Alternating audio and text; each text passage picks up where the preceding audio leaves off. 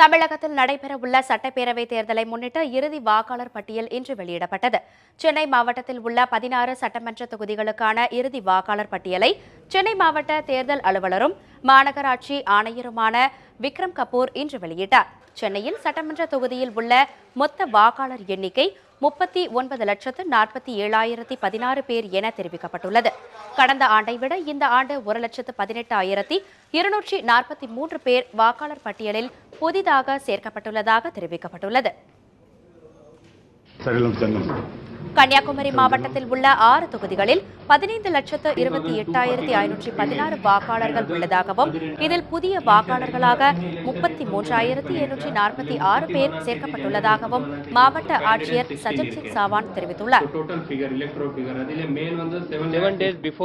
Filing of the nomination paper அந்த date வரைக்கும் crucial date அந்த டேட் வரைக்கும் பொதுமக்கள் யார் யாருக்கு பேர் இப்போ எலக்ட்ரல் ரோலில் இல்லை அவங்க பேர் இப்போ இன்க்ளூட் பண்ணிக்கு சேர்த்துக்கலாம் அப்ளிகேஷன்.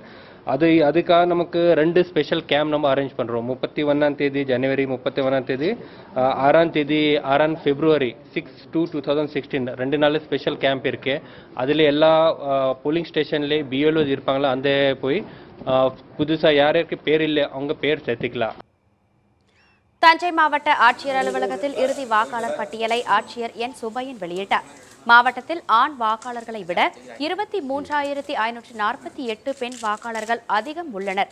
புதியதாக 57,058 வாக்காளர்கள் சேர்க்கப்பட்டுள்ளதாக தெரிவிக்கப்பட்டுள்ளது. திருச்சியில் இறுதி வாக்காளர் பட்டியலை மாவட்ட ஆட்சியர் பழனிசாமி வெளியிட்டார்.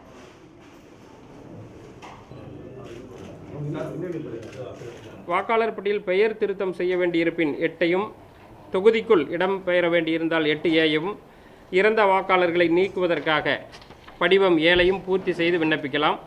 மேலும் ஜனவரி 31 மற்றும் பிப்ரவரி 6ஆம் தேதிகளில் அந்தந்த வாக்குச்சாவடி மையங்களில் சிறப்பு முகாம்கள் நடைபெற உள்ளது.